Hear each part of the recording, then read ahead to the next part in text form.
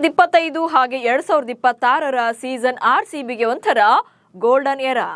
ಮುಟ್ಟಿದೆಲ್ಲ ಚಿನ್ನ ಅಂತಾರಲ್ಲ ಹಾಗಂತ ವಿಕ್ಟರಿಗಳೇನು ಈಸಿಯಾಗಿ ಸಿಗ್ತಾನೂ ಇಲ್ಲ.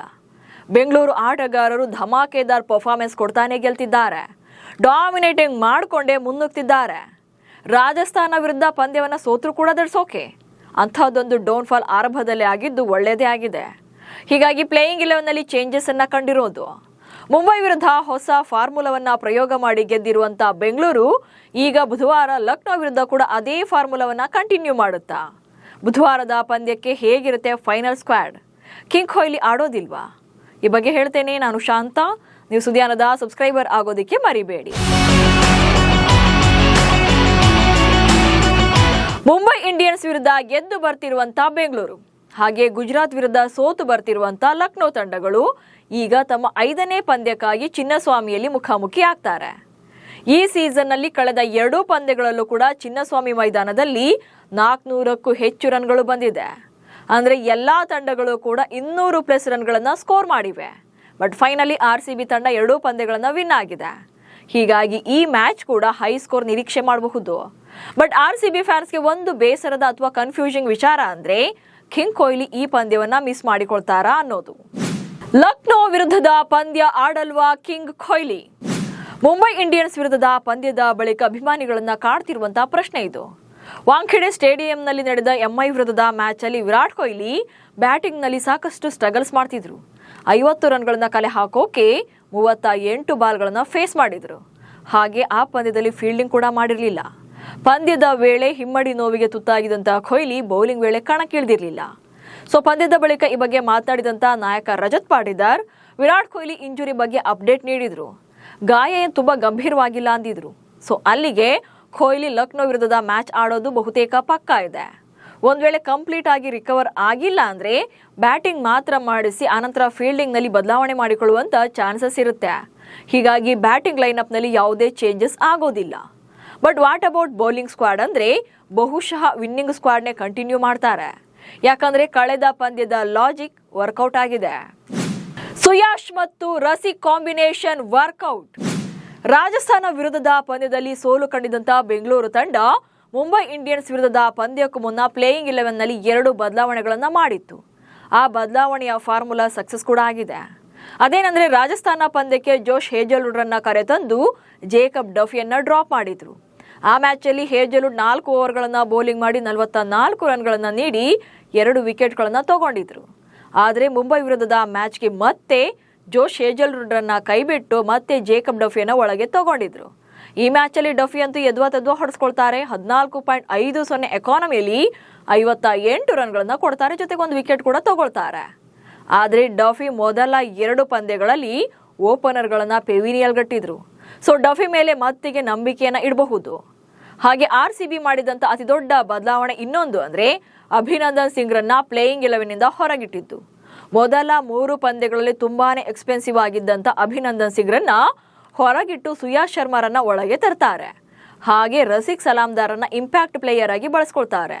ಸೊ ಈ ಚೇಂಜಸ್ ಚೆನ್ನಾಗಿ ವರ್ಕ್ ಆಯ್ತು. ಇಬ್ರು ಕಡೆಯಿಂದಲೂ ಕೂಡ ಒಳ್ಳೆ ಪ್ರದರ್ಶನ ಬಂದಿತ್ತು. ಆದ್ರೆ ಮುಂಬೈ ವಿರುದ್ಧದ ಮ್ಯಾಚ್ ಅಲ್ಲಿ ರಸಿಕ್ ದಾರ್ಗೆ ಲೆಫ್ಟ್ ಲೆಗ್ ಇಂಜುರಿ ಕಾರಣದಿಂದಾಗಿ 4 ಓವರ್ ಬೌಲಿಂಗ್ ಅನ್ನ ಕಂಪ್ಲೀಟ್ ಮಾಡೋಕೆ ಸಾಧ್ಯವಾಗಿರ್ಲಿಲ್ಲ. ಬಟ್ ಈಗ ರಿಕವರ್ ಆಗಿ ಲಕ್ನೋ ವಿರುದ್ಧ ಆಡಿದ್ರೆ ಬೌಲಿಂಗ್ ನಲ್ಲಿ ಒಳ್ಳೆ ಪ್ರದರ್ಶನದ ನಿರೀಕ್ಷೆ ಮಾಡಬಹುದು. ಹಾಗಾದ್ರೆ ಫೈನಲ್ ಪ್ಲೇಯಿಂಗ್ 11 ಹೇಗಿರುತ್ತೆ ಲಕ್ನೋ ವಿರುದ್ಧದ ಮ್ಯಾಚ್ಗೆ ಅನ್ನೋದನ್ನ ನೋಡ್ತಾ ಹೋಗೋಣ. ಮೊದಲನೇದಾಗಿ ಫಿಲ್ ಸಾಲ್ಟ್ ಹಾಗೆ ವಿರಾಟ್ ಕೊಹ್ಲಿ. ಸೊ ಬ್ಯಾಟಿಂಗ್ ನಲ್ಲಿ ಆಸ್ ಯೂಶುವಲ್ ಎಂದಿನಂತೆ ಫಿಲ್ ಸಾಲ್ಟ್ ಹಾಗೆ ವಿರಾಟ್ ಕೊಹ್ಲಿ ಇನ್ನಿಂಗ್ಸ್ ಅನ್ನು ಆರಂಭ ಮಾಡ್ತಾರೆ. ಮೊದಲ 3 ಪಂದ್ಯಗಳಲ್ಲಿ ಫಿಲ್ ಸಾಲ್ಟ್ ಕಡೆಯಿಂದ ಬಿಗ್ ಇನ್ನಿಂಗ್ಸ್ ಅಂತ ಬಂದಿರಲಿಲ್ಲ ಅಂದ್ರೂ ಕೂಡ ಮುಂಬೈ ಇಂಡಿಯನ್ಸ್ ವಿರುದ್ಧದ ಮ್ಯಾಚ್ ಅಲ್ಲಿ ಅದ್ಭುತವಾಗಿ ಬ್ಯಾಟಿಂಗ್ ಅನ್ನ ಮಾಡಿ 70+ ರನ್ಸ್ ಬರುತ್ತೆ ಅವ್ರ ಕಡೆಯಿಂದ.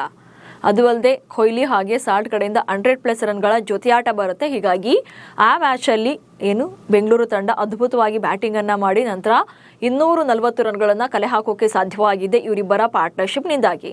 ಕಳೆದ ಸೀಸನ್ ಅಲ್ಲೂ ಕೂಡ ಇವರಿಬ್ಬರ ಪಾರ್ಟ್ನರ್ಶಿಪ್ ಸಿಕ್ಕಾಪಟ್ಟೆ ಚೆನ್ನಾಗಿ ವರ್ಕೌಟ್ ಆಗಿತ್ತು. ಹೀಗಾಗಿ ಈ ಸೀಸನ್ ಅಲ್ಲೂ ಕೂಡ ಇದೇ ಕಾಂಬಿನೇಷನ್ ಕಂಟಿನ್ಯೂ ಮಾಡ್ತಿದ್ದಾರೆ. ಜೊತೆಗೆ ಕಳೆದ ಪಂದ್ಯದಲ್ಲಿ ಈ ಕಾಂಬಿನೇಷನ್ ವರ್ಕೌಟ್ ಆಗಿದ್ದು ಈ ಮ್ಯಾಚ್ ಅಲ್ಲೂ ಕೂಡ ಇವರೇ ಕಂಟಿನ್ಯೂ ಆಗ್ತಾರೆ. ಜೊತೆಗೆ ಫಿಲ್ ಸಾಲ್ಟ್ ಈಗ ವಾಪಸ್ ಫಾರ್ಮ್ಗೆ ಬಂದಿರೋದು RCBಗೆ ಅತಿ ದೊಡ್ಡ ಆನೆ ಬಲ ಸಿಕ್ಕಂತಾಗಿದೆ. ಇನ್ನು ವಿರಾಟ್ ಕೊಹ್ಲಿ ಯಾವತ್ತಿದ್ರೂ ಕೂಡ ರನ್ಗಳನ್ನ ಹೊಡಿತಾರೆ. ಲಾಸ್ಟ್ ಮ್ಯಾಚಲ್ಲಿ ಸ್ಟ್ರೈಕ್ ರೇಟ್ ಬಗ್ಗೆ ಕೆಲವರು ಮಾತಾಡ್ಬೋದು, ಬಟ್ ಅವತ್ತು ಸ್ವಲ್ಪ ಇಂಜುರಿ ಇದ್ರಿಂದ ಅವರಿಗೆ ಅಷ್ಟೊಂದು ರನ್ಗಳನ್ನು ತಗೊಳಕ್ಕಾಗಿರಲಿಲ್ಲ. ಬಟ್ ಚಿನ್ನಸ್ವಾಮಿ ಅಂತ ಬಂದಾಗ ವಿರಾಟ್ ಕೊಹ್ಲಿಯನ್ನು ಕಟ್ಟಿ ಹಾಕೋಕೆ ಯಾರಿಂದಲೂ ಕೂಡ ಸಾಧ್ಯವಾಗೋದಿಲ್ಲ. ಇನ್ನು ನಂಬರ್ 3ನಲ್ಲಿ ದೇವದತ್ ಪಡಿಕ್ಕಲ್ ಬರ್ತಾರೆ. ಸೊ ದೇವದತ್ ಪಡಿಕ್ಕಲ್ ನಂಬರ್ 3ನಲ್ಲಿ ಅದ್ಭುತವಾಗಿ ಬ್ಯಾಟಿಂಗನ್ನು ಮಾಡ್ತಾ ಇದ್ದಾರೆ. ಲಾಸ್ಟ್ ಮ್ಯಾಚಲ್ಲಿ ರಜತ್ ಪಾಟೀದಾರ್ ನಂಬರ್ 3ಗೆ ಬಂದರೂ ಕೂಡ ಈ ಮ್ಯಾಚಲ್ಲಿ ದೇವದತ್ ಪಡಿಕ್ಕಲ್ರನ್ನೇ ನಂಬರ್ 3ನಲ್ಲಿ ತರ್ತಾರೆ. ಸೊ ಇಲ್ಲಿ ಬ್ಯಾಟಿಂಗ್ ಆರ್ಡರ್ ಚೇಂಜ್ ಆಗಬಹುದು, ಅಂದರೆ ಆಯಾ ಪರಿಸ್ಥಿತಿಗೆ ತಕ್ಕಂತೆ ಬ್ಯಾಟಿಂಗ್ ಆರ್ಡರ್ನ ಚೇಂಜ್ ಮಾಡ್ಕೊಳ್ತಾರೆ. ಸೊ ಅಲ್ಲಿ ಪವರ್ ಪ್ಲೇನಲ್ಲಿ ಅಥವಾ 10 ಓವರ್ಗಳ ಒಳಗೆ ಬಿಗ್ ಹಿಟ್ ಬಂತು ಅಂತಂದಾಗ ಸೊ ಆಲ್ಮೋಸ್ಟ್ ಅಲ್ಲಿ ಮಿಡಲ್ ಓವರ್ಗಳಲ್ಲಿ ಅಥವಾ ಡೆತ್ ಓವರ್ ಅಂತ ಬಂದಾಗ ಅಲ್ಲಿ ಆಸ್ ಯೂಶುವಲ್ ಏನಿರುತ್ತೆ ಆ ಒಂದು ಬ್ಯಾಟಿಂಗ್ ಆರ್ಡರ್ನ ತರೋದಿಲ್ಲ. ಸೊ ಇನ್ನಷ್ಟು ಬಿಗ್ ಸ್ಕೋರ್ ಬರಲಿ ಅನ್ನೋ ಕಾರಣಕ್ಕೆ ಫಿನಿಷರ್ಗಳನ್ನ ತರ್ತಾರೆ. ಯಾಕಂದರೆ ಲಾಸ್ಟ್ ಮೂಮೆಂಟಲ್ಲಿ ಎಷ್ಟು ಹೈಯೆಸ್ಟ್ ರನ್ಸ್ ಬರುತ್ತೋ ಅದು ಒಳ್ಳೆಯದು ಅಂತೇಳಿ. ಸೊ ಹಾಗಿದ್ರು ಕೂಡ ನಂಬರ್ 3ನಲ್ಲಿ ದೇವದತ್ ಪಡಿಕ್ಕಲ್ರನ್ನ ಕಂಟಿನ್ಯೂ ಮಾಡ್ತಾರೆ. ಇನ್ನು ನಂಬರ್ 4ನಲ್ಲಿ ನಾಯಕ ರಜತ್ ಪಾಟೀದಾರ್ ಬರ್ತಾರೆ. ಸೊ ರಜತ್ ಪಾಟೀದಾರ್ಗಂತೂ ಈ ಸೀಸನ್ ಅದ್ಭುತವಾಗಿ ಫಾರ್ಮ್ ಕೈ ಹಿಡಿದಿದೆ. ಜೊತೆಗೆ ಕಳೆದ 4 ಪಂದ್ಯಗಳಲ್ಲೂ ಕೂಡ ಅವರಿಂದ ಮ್ಯಾಚ್ ವಿನ್ನಿಂಗ್ ಪರ್ಫಾರ್ಮೆನ್ಸ್ ಬರ್ತಾ ಇದೆ. ಅದು ಅಲ್ಲದೆ ಕಳೆದ 2 ಪಂದ್ಯಗಳಲ್ಲಿ ಬ್ಯಾಕ್ ಟು ಬ್ಯಾಕ್ ಅರ್ಧ ಶತಕ ಬಂದಿದೆ. ಹಾಗೆ ರಜತ್ ಪಾಟೀದಾರ್ ಈ ಸೀಸನ್ನಲ್ಲಿ ಬೆಂಗಳೂರು ಪರ ಅತಿ ಹೆಚ್ಚು ರನ್ ಗಳಿಸಿ ನಂಬರ್ 1 ಪ್ಲೇಸ್ನಲ್ಲಿದ್ದಾರೆ. ಜೊತೆಗೆ ಆರೆಂಜ್ ಕ್ಯಾಪ್ ರೇಸ್ನಲ್ಲೂ ಕೂಡ ಇದ್ದಾರೆ. ಹೀಗಾಗಿ ರಜತ್ ಪಾಟೀದಾರ್ ನಂಬರ್ 4ನಲ್ಲಿ ಬರ್ತಾರೆ. ಇನ್ನು ವಿಕೆಟ್ ಕೀಪರ್ ಬ್ಯಾಟರ್ ಜಿತೇಶ್ ಶರ್ಮಾರನ್ನ ಹೊರಗಿಡೋಕೆ ಸಾಧ್ಯನೇ ಇಲ್ಲ.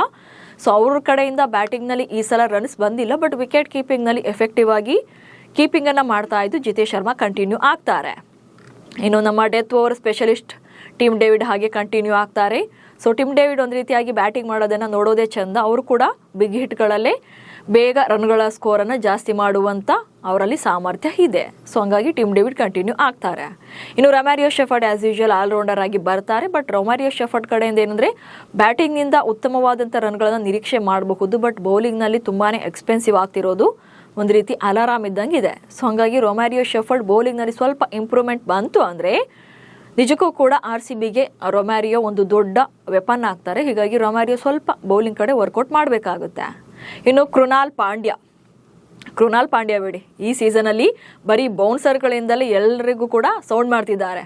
ಪೇಸ್ ಬೌಲರ್ಗಳನ್ನು ಕೂಡ ಬೀಟ್ ಮಾಡೋ ರೇಂಜಲ್ಲಿ ಕೃಣಾಲ್ ಪಾಂಡ್ಯ ಈ ಸಲ ಬೌನ್ಸರ್ಗಳನ್ನು ಹಾಕಿ ಬ್ಯಾಟರ್ಗಳನ್ನೇ ಕನ್ಫ್ಯೂಸ್ ಮಾಡ್ತಿದ್ದಾರೆ ಆ ಲೆವೆಲ್ಗೆ. ಜೊತೆಗೆ ಅವರ ಬೌಲಿಂಗ್ ಕೂಡ ತುಂಬಾ ಎಫೆಕ್ಟಿವ್ ಆಗಿದೆ. ಲಾಸ್ಟ್ ಮ್ಯಾಚಲ್ಲಿ ಮುಂಬೈ ವಿರುದ್ಧದ ಮ್ಯಾಚಲ್ಲಿ ಸೊ ಟೋಟಲ್ ಆಗಿ 460+ ರನ್ಸ್ ಬರುತ್ತೆ. ಅಂದರೆ ಫಸ್ಟ್ RCB 240 ಹೊಡೆಯುತ್ತೆ, ಅನಂತರ ಬಂದು ಮುಂಬೈ 222 ಹೊಡೆಯುತ್ತೆ. ಸೊ ಟೋಟಲ್ ಆಗಿ 460ಕ್ಕೂ ಹೆಚ್ಚು ರನ್ಸ್ ಬರುತ್ತೆ 2 ಇನ್ನಿಂಗ್ಸ್ಗಳಲ್ಲಿ. ಬಟ್ ಕೃಣಾಲ್ ಪಾಂಡ್ಯ ಆ ಮ್ಯಾಚಲ್ಲಿ ಜಸ್ಟ್ 26 ರನ್ಗಳನ್ನು ಕೊಡ್ತಾರೆ. ಅಂದರೆ 24 ಬಾಲಲ್ಲಿ ಬರೀ 26 ರನ್ನನ್ನು ಕೊಟ್ಟು ತುಂಬಾ ಎಕಾನಮಿಯಲ್ಲಿ ತುಂಬ ಅದ್ಭುತವಾಗಿ ಬೌಲಿಂಗನ್ನು ಮಾಡಿದರು. ಸೊ ಈ ಮ್ಯಾಚಲ್ಲೂ ಕೂಡ ಕೃಣಾಲ್ ಪಾಂಡ್ಯ ಮೇಲೆ ಅಂಥದ್ದೇ ಒಂದು ನಿರೀಕ್ಷೆ ಇರುತ್ತೆ. ಇನ್ನು ಸ್ವಿಂಗ್ ಕಿಂಗ್ ಭುವನೇಶ್ವರ್ ಕುಮಾರ್ ಯಾವತ್ತೂ ಕೂಡ ಅಗ್ರೆಸಿವ್ ಸೆಲೆಬ್ರೇಷನ್ ಇರಲ್ಲ, ಅಥವಾ ತಾನು ಪ್ರೈಮ್ ಟೈಮಿಗೆ ಬರಬೇಕು ಅಥವಾ ಪ್ರೈಮ್ ನ್ಯೂಸ್ ಇರಬೇಕು ಅನ್ನೋಂಥ ಅಥವಾ ಹೆಡ್ಲೈನಲ್ಲಿ ಬರಬೇಕು ಅನ್ನುವಂಥ ಅವ್ರ ಹತ್ರ ಮುಲಾಜೆ ಇಲ್ಲ. ನಾನು ಆಡ್ತೀನಿ ಅಂತೇಳಿ ಪವರ್ ಪ್ಲೇನಲ್ಲಿ ಹೈಯೆಸ್ಟ್ ವಿಕೆಟ್ ತೊಗೊಂಡು ಈಗ RCB ಪರ ಏನು ಬೇಕೋ ಅದನ್ನು ಮಾಡಿ ತೋರಿಸ್ತಾ ಇದ್ದಾರೆ. ಇನ್ನು ಜೇಕಬ್ ಡಫಿ RCB ಪರ ಮೊದಲ 2 ಪಂದ್ಯಗಳಲ್ಲಿ ಪವರ್ ಪ್ಲೇನಲ್ಲೇ ವಿಕೆಟ್ ತಗೊಟ್ಟು ಅದು ಅಲ್ಲದೆ ಓಪನರ್ಗಳನ್ನು ಪೆವಿಲಿಯನ್ ಗಟ್ಟಿದ್ದ ಡಫಿ ಲಾಸ್ಟ್ ಮ್ಯಾಚಲ್ಲಿ ಸ್ವಲ್ಪ ಎಕ್ಸ್ಪೆನ್ಸಿವ್ ಆದರೂ ಕೂಡ ಈ ಸಲ ಚಿನ್ನಸ್ವಾಮಿಯಲ್ಲಿ ಮತ್ತೆ ಅವರಿಗೆ ಫೇವರೇಟ್ ಕ್ರೀಡಾಂಗಣದಲ್ಲಿ ಮತ್ತೆ ಫಾರ್ಮ್ಗೆ ಬಂದು ಪವರ್ ಪ್ಲೇನಲ್ಲೇ ಬಿಗ್ ಬ್ರೇಕ್ ಥ್ರೂಗಳನ್ನು ತಂದುಕೊಡುವಂಥ ಕೆಪಾಸಿಟಿ ಇದೆ. ಇನ್ನು ಸುಯಾಶ್ ಶರ್ಮಾ ಕೂಡ RCBಗೆ one of the best bowler ಆಗ್ತಾರೆ. ಕಳೆದ 3 ಪಂದ್ಯಗಳಲ್ಲಿ ಅಂದರೆ ಮೊದಲ 2 ಪಂದ್ಯಗಳಲ್ಲಿ ಅವರನ್ನು ಇಂಪ್ಯಾಕ್ಟ್ ಪ್ಲೇಯರ್ ಆಗಿ ಬಳಸ್ಕೊಂಡಿದ್ರು. ಬಟ್ ಲಾಸ್ಟ್ ಮ್ಯಾಚಲ್ಲಿ ಅವರನ್ನು ಕಂಪ್ಲೀಟ್ ಆಗಿ ಪ್ಲೇಯಿಂಗ್ 11 ಪ್ಲೇಯರ್ ಆಗಿ ಬಳಸ್ಕೊಳ್ತಾರೆ. ಹೀಗಾಗಿ ಸೊ ಸುಯಾಶ್ ಶರ್ಮಾ ಈ ಪಂದ್ಯದಲ್ಲೂ ಅಂದರೆ ಲಕ್ನೋ ವಿರುದ್ಧದ ಪಂದ್ಯದಲ್ಲೂ ಕೂಡ ಸೇಮ್ ರೋಲನ್ನು ಪ್ಲೇ ಮಾಡ್ತಾರೆ. ಇನ್ನು ಲಾಸ್ಟ್ ಮ್ಯಾಚಲ್ಲಿ ಅಭಿನಂದನ್ ಸಿಂಗ್ರನ್ನ ಹೊರಗಿಟ್ಟು ಇಲ್ಲಿ ರಸಿಕ್ ಸಲಾಮ್ದಾರನ್ನ ಇಂಪ್ಯಾಕ್ಟ್ ಪ್ಲೇಯರ್ ಆಗಿ ಬಳಸ್ಕೊಳ್ತಾರೆ. ಸೊ ರಸಿಕ್ ಮುಂಬೈ ವಿರುದ್ಧದ ಮ್ಯಾಚಲ್ಲಿ ಆಲ್ರೆಡಿ ತಮ್ಮ ಕೆಪಾಸಿಟಿಯನ್ನು ಪ್ರೂವ್ ಮಾಡಿದ್ದಾರೆ. ಬಟ್ ಆ ಮ್ಯಾಚಲ್ಲಿ ಅವರು ಕಂಪ್ಲೀಟ್ ಆಗಿ ತಮ್ಮ ಓವರ್ಗಳನ್ನು ಕಂಪ್ಲೀಟ್ ಮಾಡೋಕೆ ಸಾಧ್ಯವಾಗಿಲ್ಲ. ಬಟ್ ಈ ಸಲ ರಿಕವರ್ ಆಗಿ ಬಂದರೆ ಲಕ್ನೋ ವಿರುದ್ಧದ ಮ್ಯಾಚಲ್ಲಿ ರಸಿಕ್ ಕಡೆಯಿಂದ ಒಂದೊಳ್ಳೆ ಪ್ರದರ್ಶನವನ್ನು ನಿರೀಕ್ಷೆ ಮಾಡಬಹುದು. ಸೊ ಇಲ್ಲಿ ಕಳೆದ ಪಂದ್ಯದ ವಿನ್ನಿಂಗ್ ಕಾಂಬಿನೇಷನ್ನ ಕಂಟಿನ್ಯೂ ಮಾಡುವಂಥ ಚಾನ್ಸಸ್ ಜಾಸ್ತಿನೇ ಇದೆ. ಇನ್ನು ಪಂದ್ಯದ ಬಗ್ಗೆ ಹೇಳೋದಾದ್ರೆ IPLನಲ್ಲಿ 2 ತಂಡಗಳು ಅಂದರೆ ಲಕ್ನೋ ಹಾಗೆ RCB ತಂಡಗಳು ಟೋಟಲ್ ಆಗಿ 6 ಸಲ ಅಷ್ಟೇ ಮುಖಾಮುಖಿಯಾಗಿವೆ. ಇದರಲ್ಲಿ 4 ಸಲ ರಾಯಲ್ ಚಾಲೆಂಜರ್ಸ್ ಬೆಂಗಳೂರು ತಂಡ ಗೆದ್ದಿದೆ ಅಂಡ್ 2 ಸಲ ಲಕ್ನೋ ತಂಡ ಗೆದ್ದಿದೆ.